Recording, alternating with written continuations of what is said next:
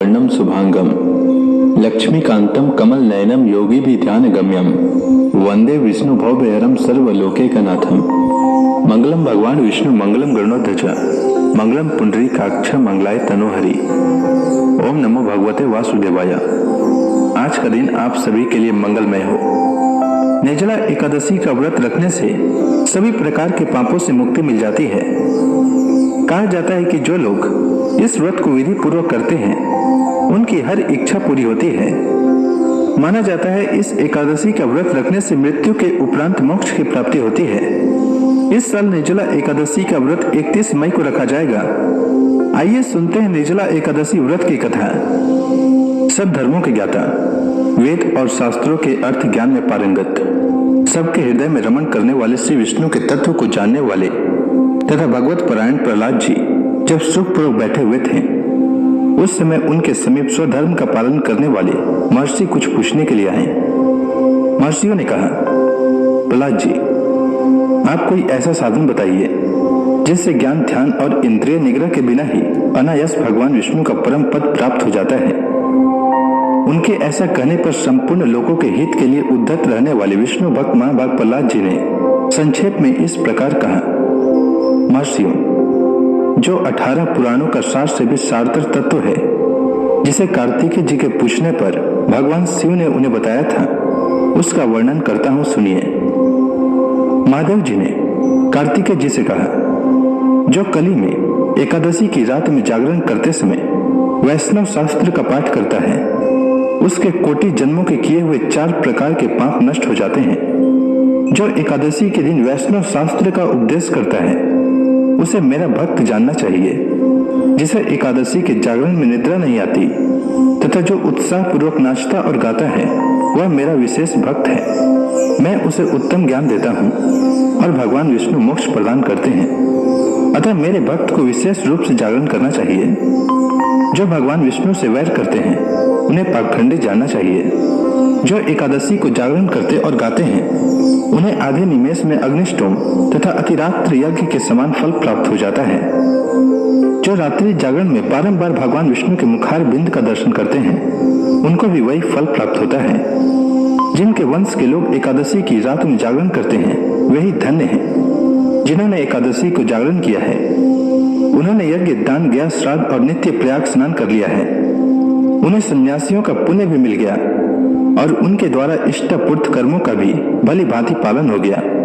सदानंद, भगवान विष्णु के भक्त जागरण सहित एकादशी व्रत करते हैं, इसलिए वे मुझे सदा ही विशेष प्रिय हैं। जो एकादशी की रात में भगवान विष्णु के आगे वैष्णव भक्तों के समीप गीता और विष्णु सहस्त्र नाम का पाठ करता है वह उस परम धाम में जाता है जहाँ साक्षात भगवान नारायण विराजमान है। जो श्रीहरि के समीप जागरण करते समय रात में दीपक जलाता है उसका पुण्य 100 कल्पों में भी नष्ट नहीं होता।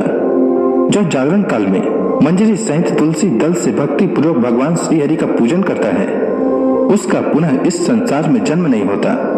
स्नान, चंदन, लेप, धूप, दीप, नैवेद्य और तांबुल यह सब जागरण काल में भगवान को समर्पित किया जाए तो उससे अक्षय पुण्य होता है। कार्तिकेय, जो भक्त मेरा ध्यान करना चाहता है वह एकादशी की रात्रि में श्रीहरि के समीप भक्ति पूर्वक जागरण करे।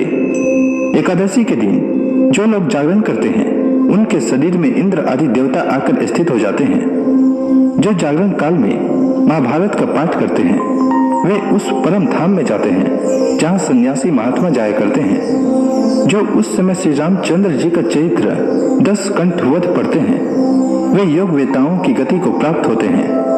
जिन्होंने श्रीहरि के समीप जागरण किया है उन्होंने चारों वेदों का स्वाध्याय, देवताओं का पूजन, यज्ञों का अनुष्ठान तथा सब तीर्थों में स्नान कर लिया। श्री कृष्ण से बढ़कर कोई देवता नहीं है और एकादशी व्रत के समान दूसरा कोई व्रत नहीं है। जहाँ भागवत शास्त्र है, भगवान विष्णु के लिए जहाँ जागरण किया जाता है और जहाँ सालग्राम शिला स्थित होती है वहाँ साक्षात भगवान विष्णु उपस्थित होते हैं।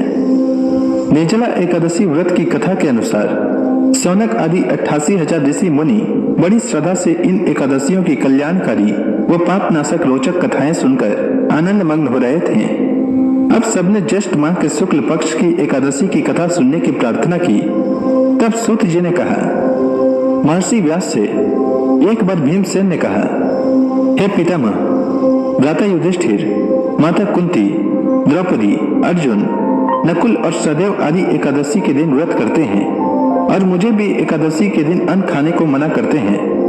मैं उनसे कहता हूँ कि भाई, मैं भक्ति पूर्वक भगवान की पूजा कर सकता हूँ और दान दे सकता हूँ, किंतु मैं भूखा नहीं रह सकता। इस पर महर्षि व्यास ने कहा, हे भीमसेन, वे सही कहते हैं। शास्त्रों में वर्णित है कि एकादशी के दिन अन्न नहीं खाना चाहिए। यदि तुम नरक को बुरा और स्वर्ग को अच्छा समझते हो तो प्रत्येक माह की दोनों एकादशियों को अन्न न खाया करो। महर्षि व्यास की बात सुनकर भीमसेन ने कहा, हे पितामह, मैं आपसे पहले ही कह चुका हूँ कि मैं एक दिन तो क्या, एक समय भी भोजन किए बिना नहीं रह सकता। फिर मेरे लिए पूरे दिन का उपवास करना क्या संभव है? मेरे पेट में अग्नि का वास है जो ज्यादा अन्न खाने पर ही शांत होती है। यदि मैं प्रयत्न करूं तो वर्ष में एक एकादशी का व्रत अवश्य कर सकता हूं। अतः आप मुझे कोई एक ऐसा व्रत बताइए जिसके करने से मुझे स्वर्ग की प्राप्ति हो सके। भीमसेन की बात सुनकर व्यास जी ने कहा, हे पुत्र, बड़े बड़े ऋषि और महर्षियों ने बहुत से शास्त्र आदि बनाए हैं। यदि कलयुग में मनुष्य उनका आचरण करे तो अवश्य ही मुक्ति को प्राप्त होता है। उनमें धन बहुत कम खर्च होता है। उनमें से जो पुराणों का सार है वह यह है कि मनुष्य को दोनों पक्षों की एकादशियों का व्रत करना चाहिए। इससे उन्हें स्वर्ग की प्राप्ति होती है। महर्षि व्यास ने कहा, हे वायु पुत्र, वृषभ संक्रांति और मिथुन संक्रांति के बीच में ज्येष्ठ माह के शुक्ल पक्ष की एकादशी आती है। उसका निर्जला व्रत करना चाहिए। इस एकादशी के व्रत में स्नान और आचमन करते समय यदि मुख में जल चला जाए तो इसका कोई दोष नहीं है, किंतु आचमन में 6 माह से जल से अधिक जल नहीं लेना चाहिए। इस आचमन से शरीर की शुद्धि हो जाती है। आचमन में 6 मास से अधिक जल मद्यपान के समान है। इस दिन भोजन नहीं करना चाहिए। भोजन करने से व्रत का नाश हो जाता है। सूर्योदय से सूर्यास्त तक यदि मनुष्य जल पान न करे तो उससे 12 एकादशियों के फल की प्राप्ति होती है। द्वादशी के दिन सूर्योदय से पहले ही उठना चाहिए। इसके पश्चात भूखे ब्राह्मण को भोजन कराना चाहिए। तत्पश्चात स्वयं भोजन करना चाहिए।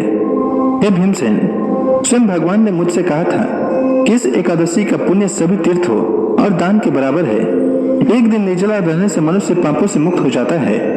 जो मनुष्य निर्जला एकादशी का व्रत करते हैं उन्हें मृत्यु के समय भयानक यमदूत नहीं दिखाई देते, बल्कि भगवान श्री हरि के दूत स्वर्ग से आकर उन्हें पुष्पक विमान पर बैठाकर स्वर्ग ले जाते हैं। संसार में सबसे उत्तम निर्जला एकादशी का व्रत है। अतः यत्न पूर्वक इस एकादशी का निर्जल व्रत करना चाहिए।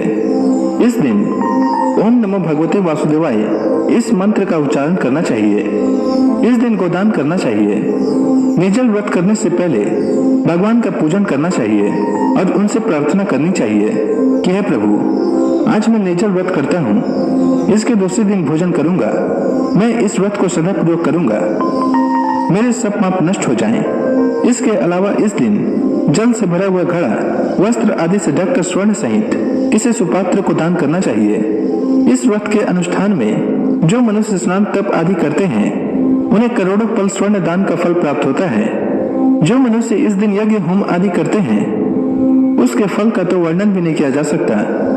इस निर्जला एकादशी के व्रत के पुण्य से मनुष्य विष्णु लोक को जाता है। जो मनुष्य इस दिन अन्न खाते हैं उनको चंडाल समझना चाहिए। वे अंत में नरक में जाते हैं।